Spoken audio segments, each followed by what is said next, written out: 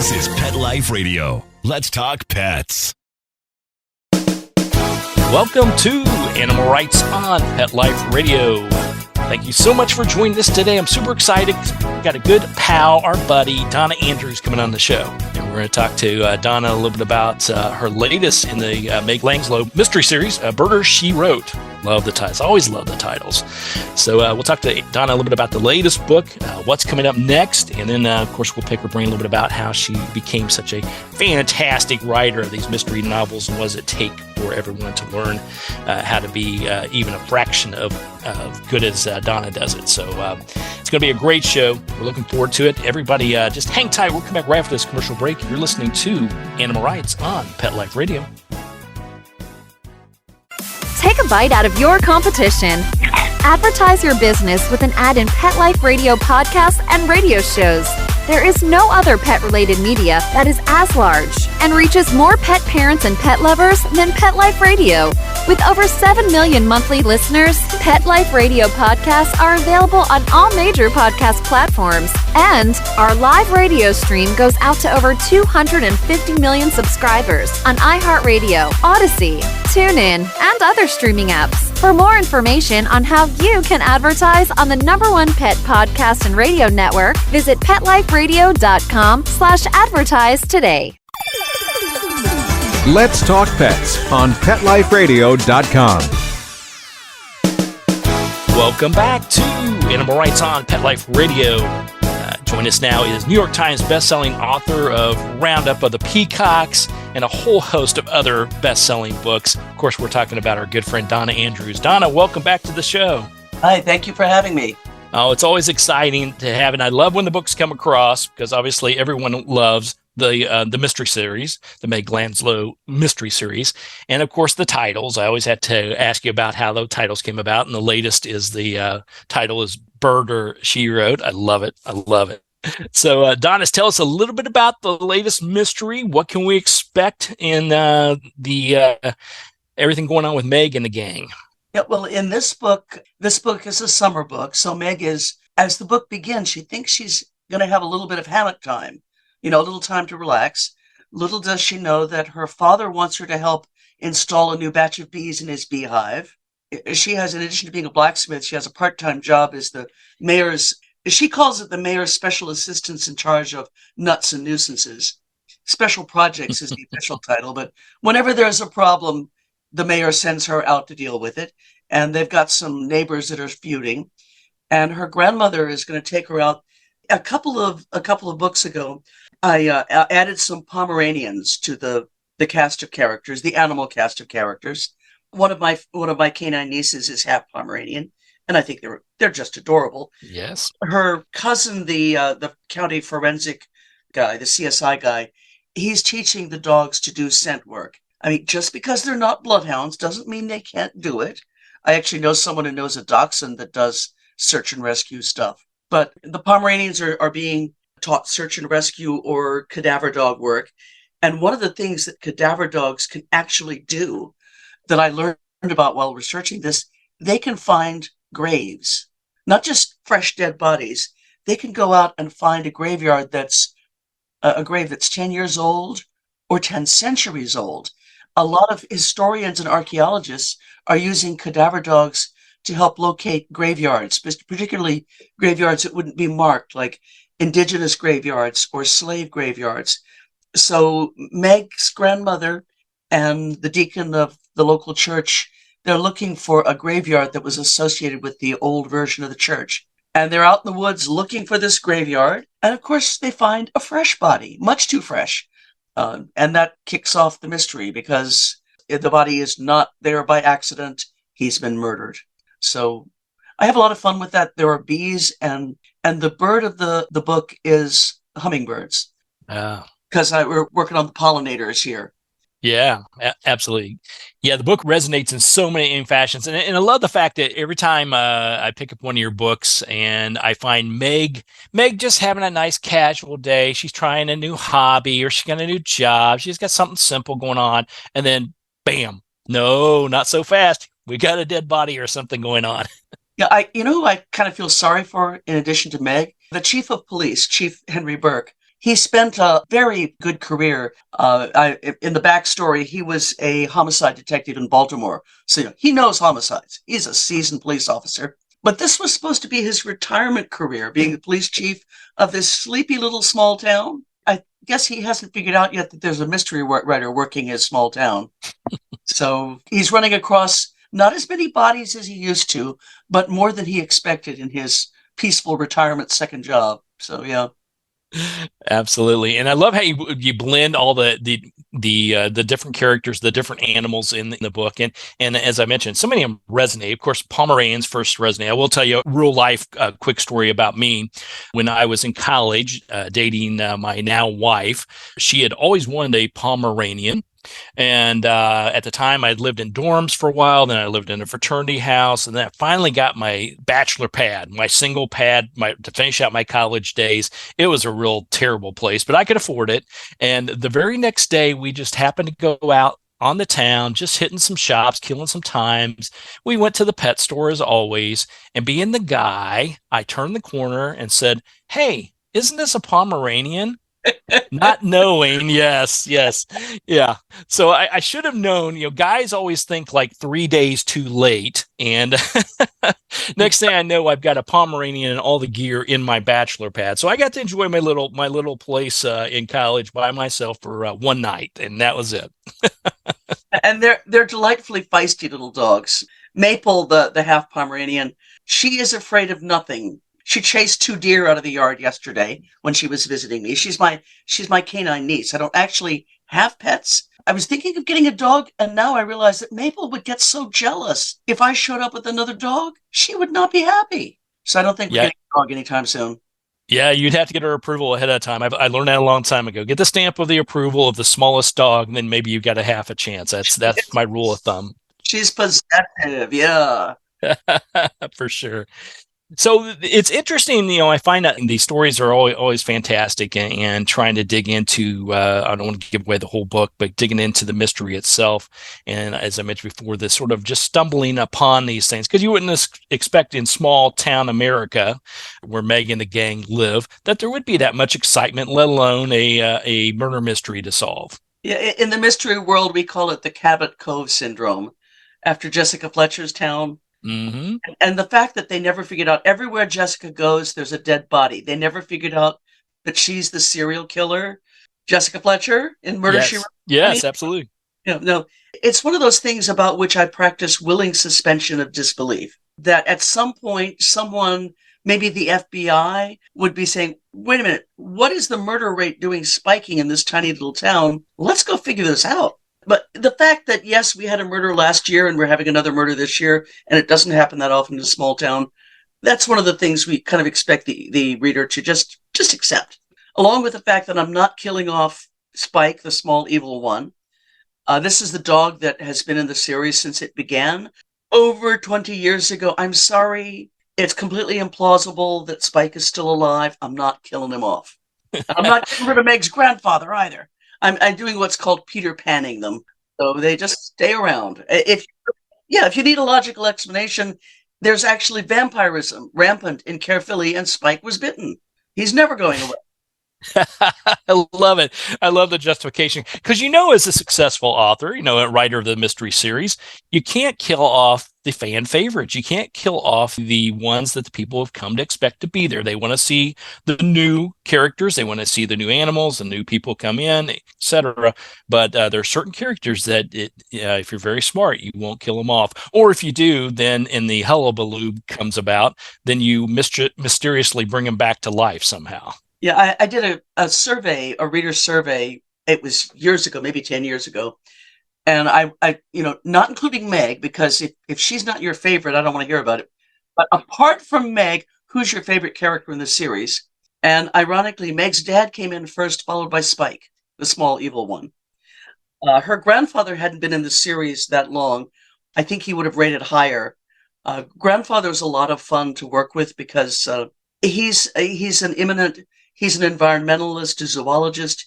He's always going out and rescuing endangered species or taking down corporate polluters, or he breaks up dogfight rings.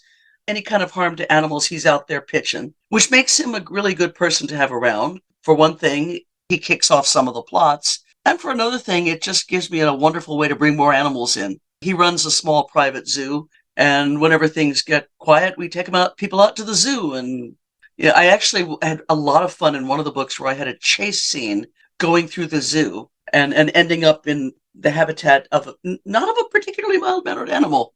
So that was kind of fun. But yeah, he's great for bringing in the obscure animals. In this book, he's mostly working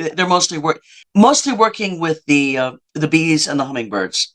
And if you've ever been in a place where brand new McMansions full of city people are juxtaposed with working farms, and the city people haven't figured out that fresh air they're so excited about sometimes smells like manure, and that peace and quiet they get in the country is going to be interrupted at dawn by the roosters at the nearby chicken farm. And that view, that beautiful pastoral view, might contain a pig wallow. So a lot of the book arises from the conflict between the working farmers of Caerphilly County and a bunch of people who are not from around here, as we say. Source of tension and one of the possible motives for the murder. Absolutely, without giving it away there. It's so true to life, though. I mean, I find that. I mean, we were at one point, we had a home here in the city, not in a big city, but, in one of the burbs, living in one of the suburbias. And then up the road ways, about an hour away, we had a nice little mountain home. And the scenery, everything was totally different. The pace, everything was totally different. One was faster paced, one was slower.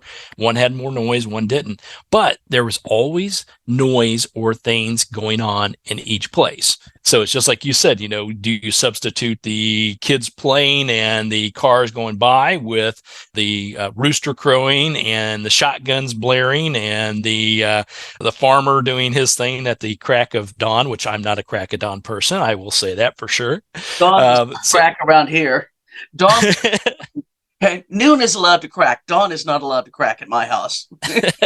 That's it. I would make a terrible farmer. That's it. Yeah, I would too, for sure.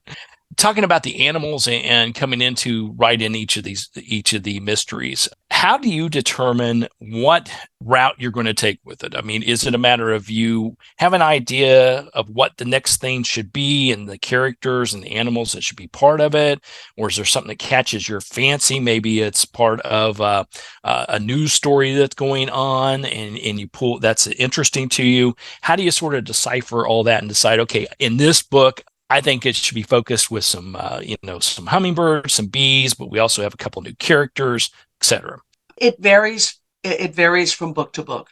I mean, sometimes I come up with an idea that I really want to do, and I shoot it to my editor and see if he likes it. And sometimes it grows naturally out of what happened there can be story arcs. Like in one book, Meg is pregnant, so she's going to have small people in the next book. The most basic thing is that I come up with a situation that interests me, a situation that could give rise to humor and homicide. One of the things that I've discovered is that people doing something that they're passionate about that looks a little strange to the outside world is a really great way to start off a book for me. I've had a book with Revolutionary War reenactors and rose growers, and another book took place on a cruise. I look at a situation where there's people who are thrown together in some kind of activity that funny things will happen, but there's going to be tension between some of the people. For example, for the book that comes out after Murder, She Wrote, which will be called Let It Crow, Let It Crow, Let It Crow. I should probably say, Let It Crow, Let It Crow. I wanted it all three times to make it clear there was echoing the Christmas Carol. It's a Christmas book. Readers have always been suggesting, why don't you have Meg compete in Forged in Fire? Which, for anyone who hasn't heard of it, it's a television show. It's kind of like a reality TV competition show where they get 4 bladesmiths, guys who make swords, and they have them compete. Whoever does the best sword wins. Well, I thought people kept saying, why doesn't Meg do that? Because Meg is too smart to do something like that. Meg does not see this as something that would be fun to do. But readers kept suggesting it, and it was kind of a natural fix. But suddenly I realized, okay, Meg doesn't want to do it. She would normally, she would normally refuse. But what if a friend of hers needs her to pitch in because otherwise the project is going to fall apart? So in Let It Crow ×3, one of Meg's blacksmith friends is organizing it's kind of like a wannabe Forged in Fire called Blades of Glory. And it's a sword making competition. And they ask Meg and she says no. She says no repeatedly, but the night before the contest is supposed to begin, her blacksmithing mentor, who is a competitor, is mugged and they break his arm. And they realize they don't have 6 blacksmiths to compete in this show. And unfortunately, Meg is about to say sorry, but she finds out that Falk has invested money in this show. He's lent the organizer money, and he's going to be in a serious financial pickle if the show doesn't go on. So under duress, to help her friend, Meg said, okay, I'll do it, and I want to enjoy it. and it was a lot of fun because if you can imagine, it's a show about blacksmiths, and there are women competitors in Forged in Fire, but not a whole lot. And so I figured it'll be Meg with 5 big, burly, bearded, tattooed guys. And she will stand out in the crowd. So that was kind of fun because I figured out a scenario that I could do something that fans had been asking for. And my editor loves blacksmithing. He always likes it when I could put more blacksmithing in the book. And so I think, okay, what can I do to up the fun quotient? And I realized, what if the contest is taking place out at Ragnar's farm? Ragnar is a retired heavy metal drummer who made a fortune from his music and is now converting a fancy estate outside of the town into basically a Gothic castle, complete with turrets and a moat, and it's kind of fun. So that'll be fun. We'll set the contest there. So I get enough elements and shake them up in a bag until I realize I've got enough stuff to have fun with, to make people laugh, but also there's tension. I mean, tension and people with secrets, because if the only person in a mystery who has a guilty secret that they're trying to protect is the actual killer, you probably got a short story rather than a book. A lot of times the fun is not just finding the killer, but opening up all of these boxes and revealing all the secrets. I mean, someone can be trying to hide the fact that he's a killer. Someone else is trying to hide the fact that she's wearing a corset to keep her stomach in. And someone else might be hiding the fact that he's been diagnosed with a serious disease and doesn't want people to worry about him. And someone else might be hiding the fact that he's a closet watcher of true crime documentaries and he doesn't want to admit it. Everyone has secrets, and the fun is you get a bunch of people who have secrets that they're willing to lie to the police about, and then you've got enough plot to keep the reader amused. So yeah, I look for a situation that with both humor and homicide. I look for more than one guilty person, even though there's only one murderer, more than one guilty person. And then I turn Meg and her family and friends, including all the livestock, loose. Meg's home menagerie, last time I checked, includes 2 flocks of 2 different breeds of chickens, 2 feral barn cats, 5 llamas, 4 resident dogs, 5 dogs that often come for several of the dogs, the 7 Pomeranian puppies were all adopted locally. And when their owners don't want them to be left alone at home, they drop them off at Meg's house to play with the other dogs. So at any given moment, Meg is surrounded by critters. There's also her grandfather's zoo. People keep saying, you should do a map of the zoo and a map of the town. I mapped it out, then I can't add something that I want. If I'd mapped out the town the first time I went to the fictitious Virginia town of Caerphilly, I wouldn't have put a zoo in there. But later on I said, oh, there's a private zoo. Yeah. Which Meg's grandfather bought at the end of one of the books. So I'm always looking for a way to add in more fun bits. So yeah, and I love the fact that you obviously the huge fan base that you have gives you ideas, things that they beat the drum on that they want to see, but also you put out the request, hey, what do you guys want to see? What do you want to hear? Who should we keep around? Who should we kill off? These type of things. I'm sure they're not bashful about any of that. And you tie it all together in a nice little tidy bow with a fun little title to the book, like Murder, She Wrote. And sometimes the title comes first and I invent a plot to go with the title. And sometimes we have to work like dogs, me and my editor and other brains at the publishing house. Sometimes I remember when I was doing the book that ended up being called Die Like an Eagle. I wanted to call it either Eagle Rights or Eagle Opportunity, but neither of those sounded murdery enough. So we ended up with Die Like an Eagle, which Right. Die Like an Eagle. Yeah. Absolutely. That one too. Yeah. Absolutely. All right. Well, we're going to take a quick break. We'll come back right after these commercials. We'll continue our conversation with a fantastic friend and author, Donna Andrews, and talk to her a little bit more about her writing styles and how she ties it all together in a bow, like I mentioned before. So everybody hang tight. We'll come back right after this commercial break. You're listening to Animal Rights on Pet Life Radio. Hi, this is Tim Link, animal communicator and pet expert and host of Animal Rights on Pet Life Radio. Have you ever wanted to know what your pet is really thinking? Do you want to find out if they truly understand what you're trying to tell them? Ever wish you could build a better understanding and closer relationship with your pet? Well, now you can. Learning to communicate with animals is a 4-part on-demand workshop. In the workshop, you'll learn the essential techniques that are necessary to communicate with animals, including what is animal communication, breathing correctly to achieve the perfect state to communicate with your animals at a deeper level, using guided meditation exercises and method to communicate with animals, and how to send and receive information from your animals. So if you're wanting to learn how to communicate and connect with your animals at a deeper level, visit PetLifeRadio.com/workshop and purchase and download Learning to Communicate with Animals. You'll be glad you did.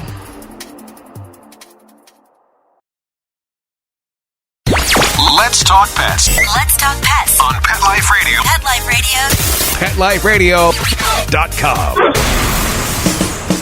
Welcome back to Animal Rights on Pet Life Radio. Continue our conversation with New York Times bestselling author Donna Andrews. Donna, when I get a copy of the book, and I love so many things about it, and even though we have some of the main characters in here that we come to know and love, like Meg and the gang, there's always some new twist to it. The writing of all this, I know that you put out at least a couple of books a year. Is that correct? They usually have me on a 2-book-a-year schedule. They've decided my books are great for summer, a good beach read. So it usually comes out in July and August. And then if you're writing in the lighter end of the genre, Christmas mysteries are a big draw. So they usually try to have me do a Christmas book.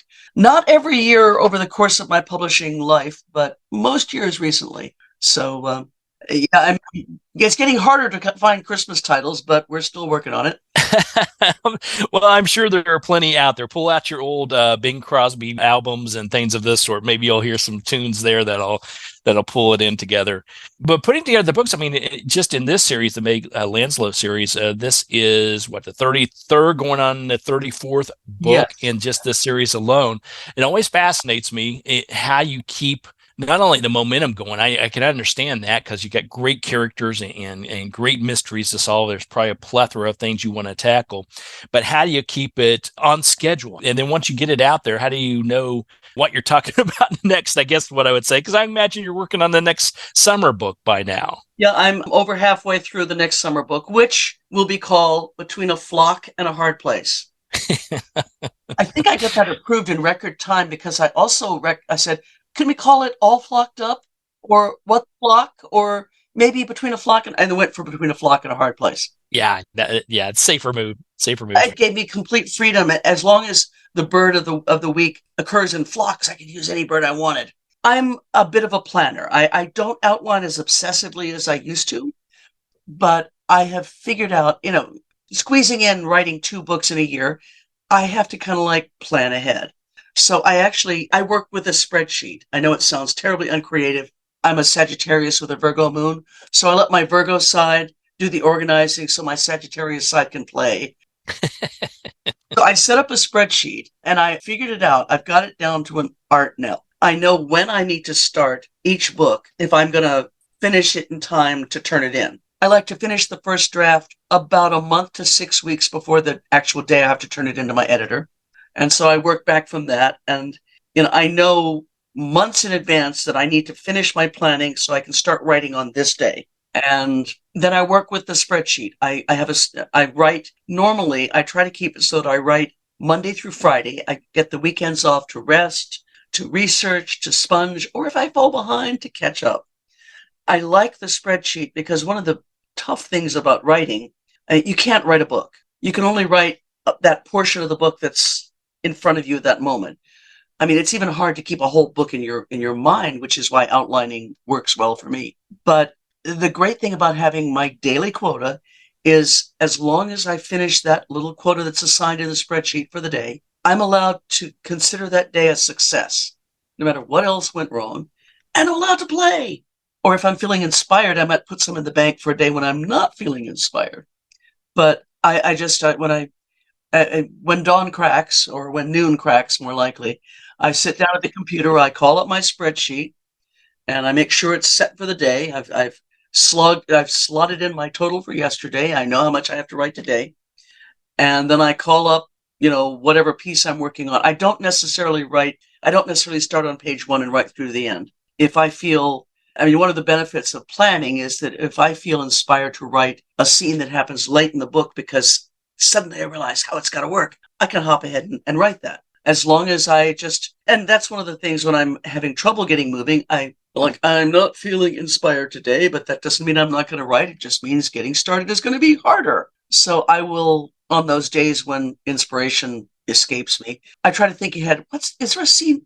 Oh, I think this scene would be fun. Let's do that scene today. And, I work on whatever scene is like, in other words, I figure out whatever vulnerable part, whatever part of the outline I can work on today. And I keep working until I've done X number of words.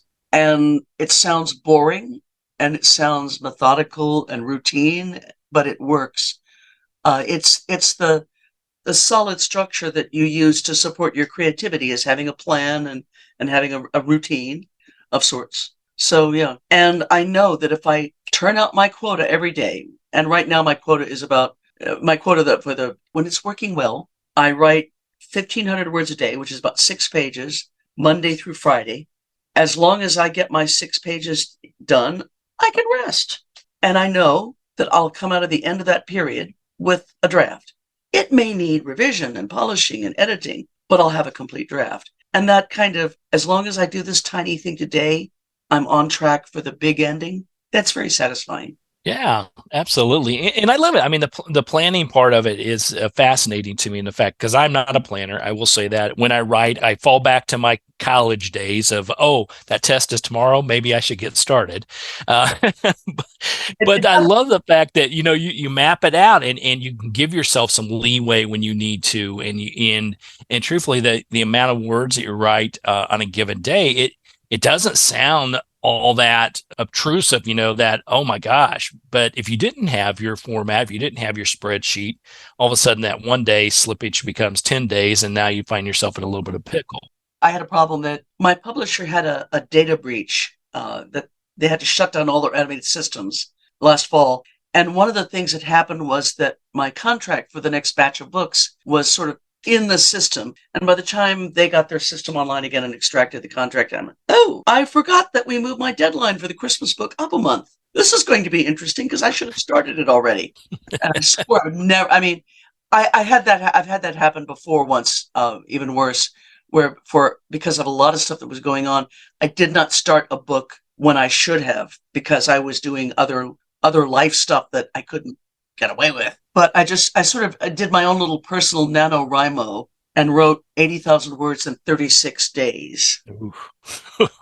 I didn't do much else. And I swore I will never, ever do that again. And that's when I not only came up with a spreadsheet, but figured out and mark on my calendar when I get a new calendar for the coming year, I mark on my calendar the dates when I have to start this book and this book. It doesn't always work out. The planning doesn't always work out as well as I think. And at least every other book, I reach a point where I look at my outline and realize that it's not exactly the words that are on the paper, but the words on my outline at that stage of the plot are a fancified way of saying, and then Meg finds some clues. At which point, that's not enough of an outline to work from, Donna. So then I go back and do a little bit more outlining and figure out, and it's not a big problem because a lot of times as I'm working along, I don't stick to my outline slavishly. If in writing, I think of something that's better than what was in my outline, I roll with it. And I eventually go back and figure out, okay, I'm doing this instead of that. What else do I need to change? So usually by the time I reach I call it the oops, Meg finds some clues phase. Usually by that point, it's a good time to take stock and see if the direction I originally thought I was going still works, or if I've thought of something better. So I recently, when the girls, my canine nieces, were over here to do their spa treatment yesterday, I realized I had reached the oops, Meg finds some clues phase. And even though they're the home groomer, I have one of those mobile groomers, even though the mobile groomer is a lot less stressful than taking them in to the place with all the barking dogs, where they get so terrified that they pee on the floor, and I feel so guilty. So I told my brother, I will give you grooming for the girls in the mobile groomer as a Christmas present. He said, okay. So I just pick up the girls, bring them over, and we hang out all day. And if they're stressed after their grooming, we have lap time. So while sitting there with my phone in one hand, petting a stressed out dog with the other, I kind of solved okay, let's drill down into the details of what happens in the next second half of the book, which was very satisfying because now I'm cooking along again. There you go. Yeah. So they end up being a great muse, and you can be the great auntie. And about the time they need to go home, you can turn them back over, and you got your puppy fixed for a while. Oh, yeah. I live only a couple of miles from where my brother, their daddy, lives. He's a psychologist who sees patients, and he knows that if one of his patients has an emergency and he has to work in a session, and he was going to be home late, can you go air the girls? So I do. Yeah, because I can't imagine that having little yappers around when you're trying to do a serious private session. Those things don't blend very well. He's got a well soundproofed room when he's working from home, and he also usually does his work from the office where the dogs stay at home. But there you go. So, and their adventures help inspire the adventures of Spike and the Pomeranians. So they're literary characters now. Absolutely. And their cut of the royalty is just some doggy biscuits and treats and puppy rubs. That works out well. They like the full moon chicken jerky. Ah, I keep them supplied with the full moon chicken jerky. They like that. Yummy. Well, Donna, where can people find out more about what's going on with you and activities, the latest books, all that good stuff? They can check out my website, donnaandrews.com. You can also find me on Facebook. If you Google Donna Andrews, you'll probably see me. I have an author page and a personal page, and I'm usually on Facebook. If you don't like political stuff, I occasionally share that on my personal page. But the author page is mostly just news about the books. The next book, Murder, She Wrote, will be officially hit the stores on August 1st, I believe. And I'll be doing a couple of signings in the local area. I'm also going to the BoucherCon Mystery Convention in San Diego over the Labor Day weekend. Readers who are really keen on mysteries, if you are in the San Diego area or want to travel there, it's a fun event. It's something like 2,000 people who are either writers or readers, and we have about 4 or 5 days of panels and gatherings, and you could probably meet your favorite mystery writer having a margarita in the bar. Absolutely. That sounds like a good plan. And you're in San Diego, so it's a win-win-win. And there's a couple of good critter places out there too with the zoo and everything. So that sounds like a fantastic trip. I might be trying to get some time. Yeah. You have to. It's one of my favorite places around that whole San Diego area, and catching all the critters. So have fun out there for sure. So everybody will get the message out on that. And while you're at it, before you get there, make sure you pick up the latest in the Meg Langslow Mystery Series, Murder, She Wrote, and the upcoming Christmas one, Let It Crow, Let It Crow, Let It Crow. Oh boy, you couldn't tell I was a music major for a while in college. Good thing I didn't finish with that degree. So, Donna, congratulations on everything once again, and we'll look forward to chatting with you a little bit down the road. Great, thank you. All right, well, we're coming to end the show today. I want to thank everyone for listening to Animal Rights on Pet Life Radio. I want to thank the producers and sponsors for making the show possible. If you have any questions, comments, or ideas for the show, or want to find some great animal-related entertainment, go to PetLifeRadio.com. You can drop us a line. We'll be glad to answer your questions, entertain your comments, and bring on the people you want to hear from most.